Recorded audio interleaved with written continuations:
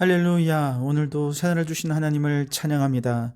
오늘도 말씀으로 시작하는 이 하루, 말씀 충만, 은혜 충만, 성령 충만하시기를 주님의 이름으로 축복합니다.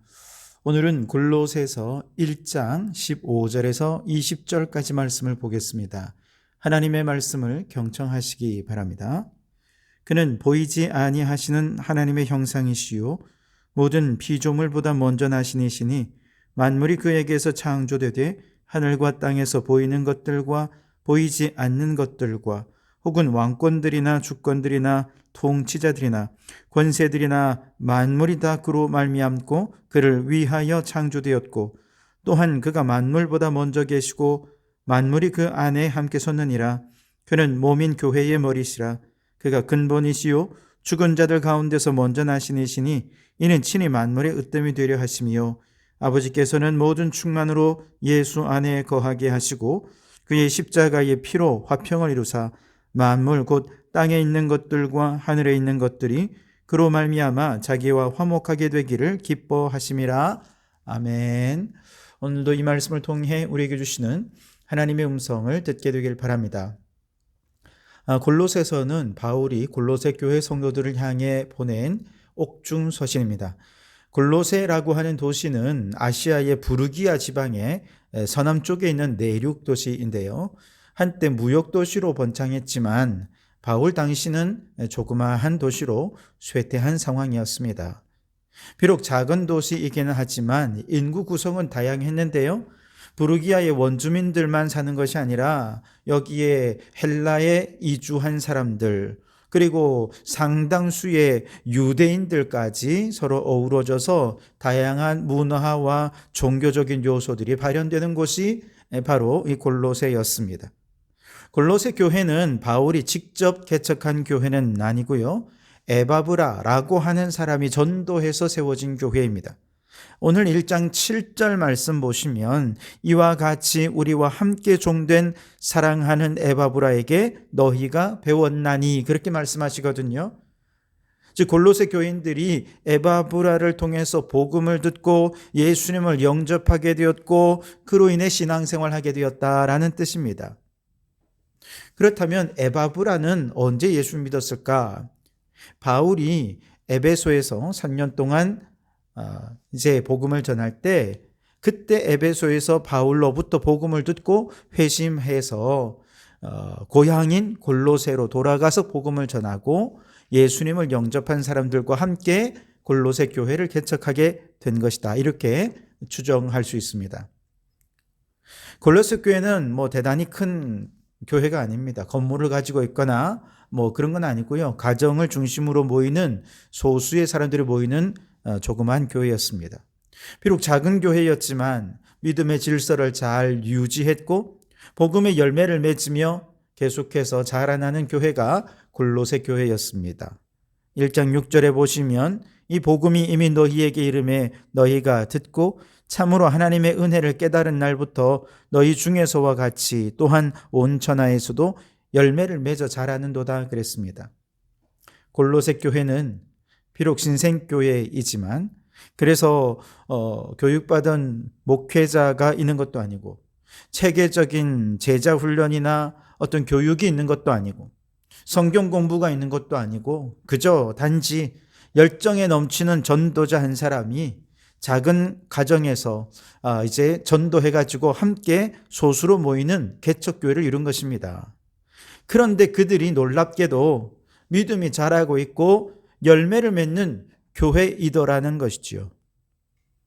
우리 교회도 비록 작고 소수가 모이는 교회이지만 그러나 교회의 크기가 중요한 것이 아니라 프로그램이 많으냐 적으냐가 중요한 것이 아니라 우리 성도들 한 사람 한 사람이 이 교회를 통해 믿음이 자라고 있는가, 열매를 맺고 있는가라고 하는 것이 교회의 수준, 교회의 질을 결정하는 것이라 믿습니다.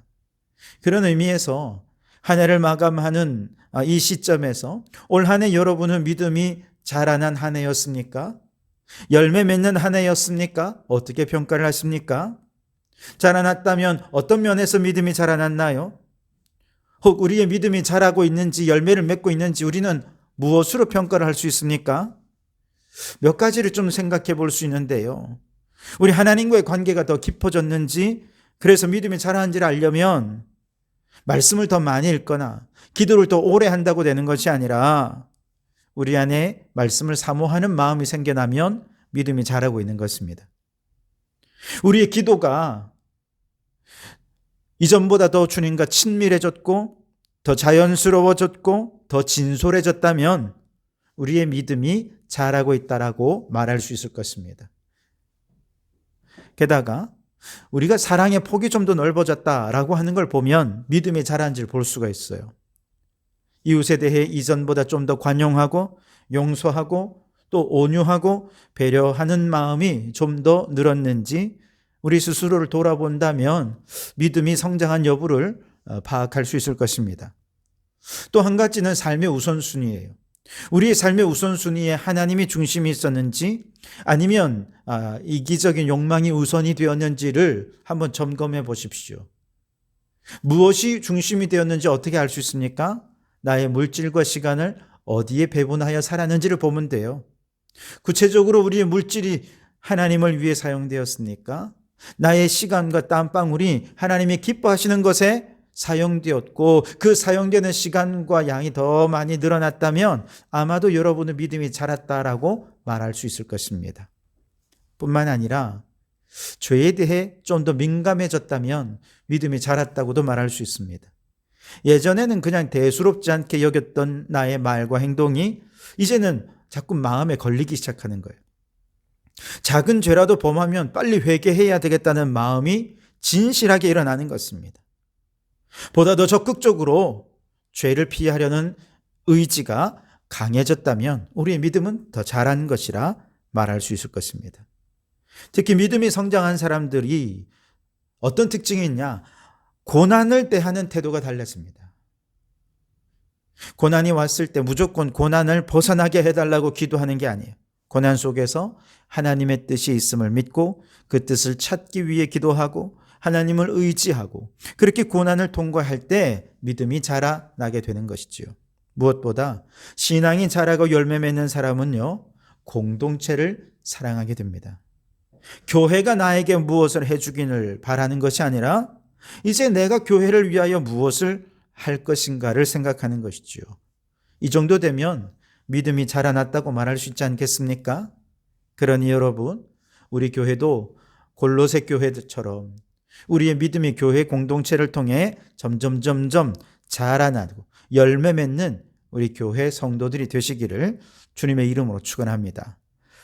자, 그런데 이제 생긴 지 얼마 되진 않았지만 이렇게 재미있게 신앙이 자라고 있던 골로새 교회에 불길한 조짐이 보이기 시작합니다.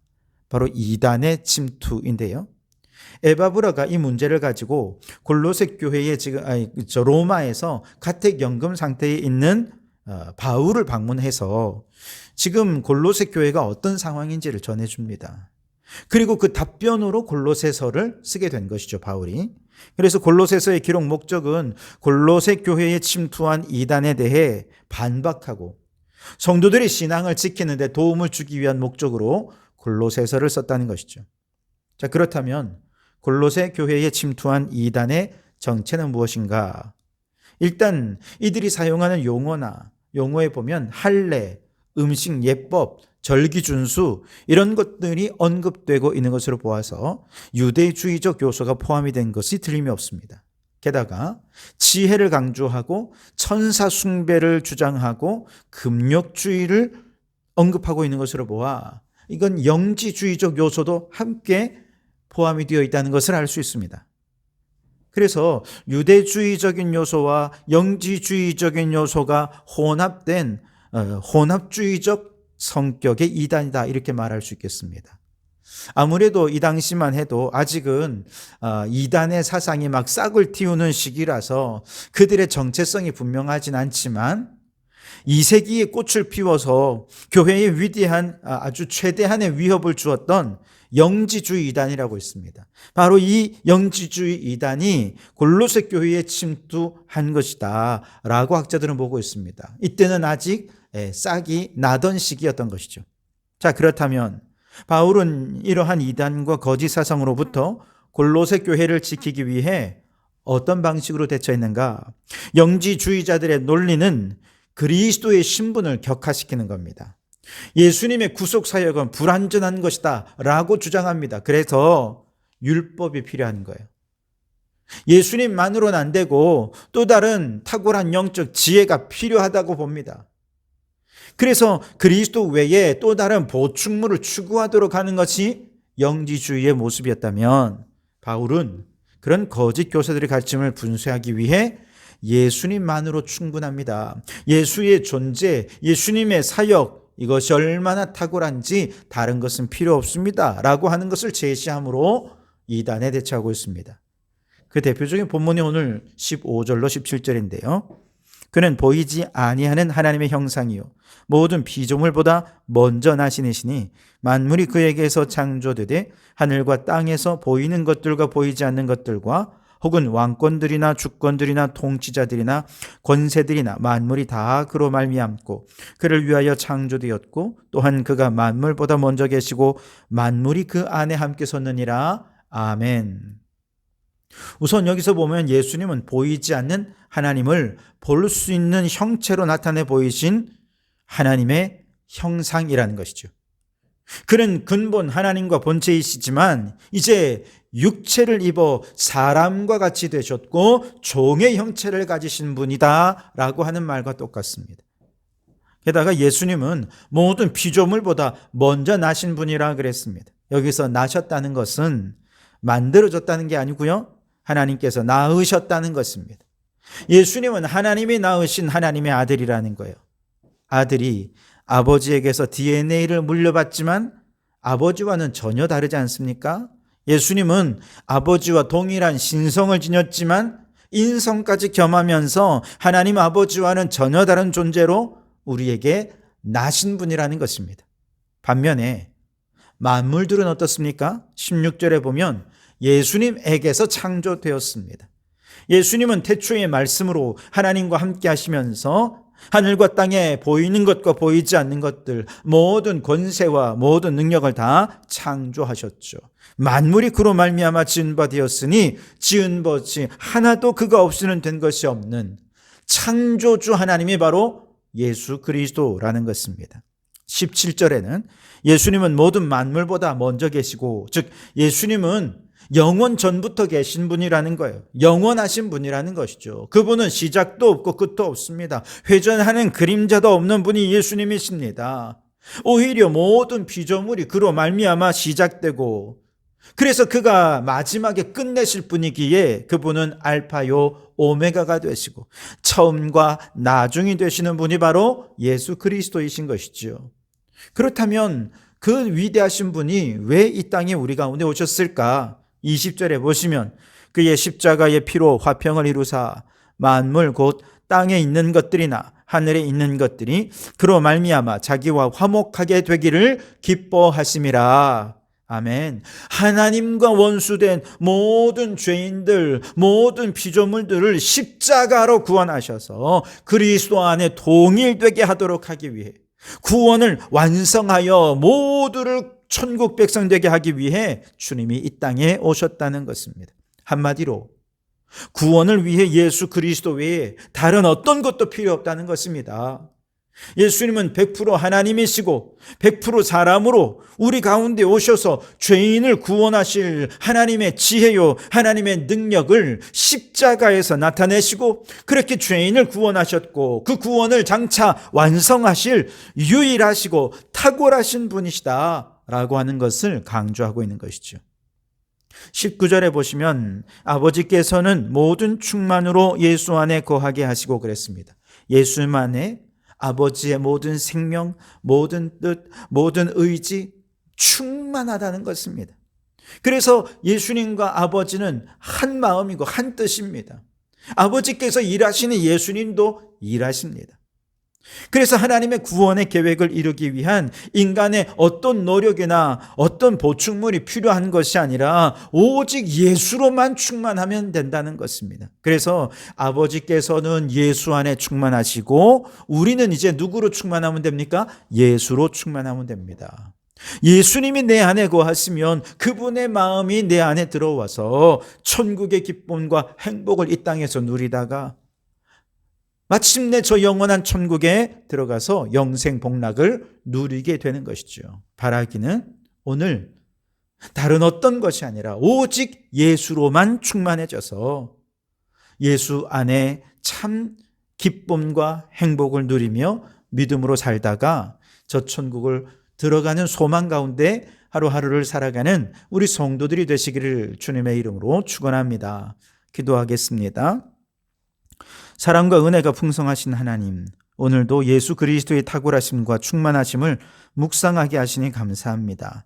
작은 골로새 교회가 열매 맺으며 그 믿음이 자라났던 것처럼 우리도 올 한 해 마감하며 얼마나 믿음이 자랐는지 살펴보고 내년에 더욱 믿음이 자라도록 신앙의 계획을 잘 세우는 저희들이 되게 해 주시옵소서. 주님, 우리를 위해 십자가의 피로 화평을 이루시고 하나님과 화목하게 하신 그 은혜를 기억하며 다른 어떤 것에도 마음을 빼앗기지 않고 오직 예수 그리스도만 붙드는 믿음을 허락하여 주시옵소서.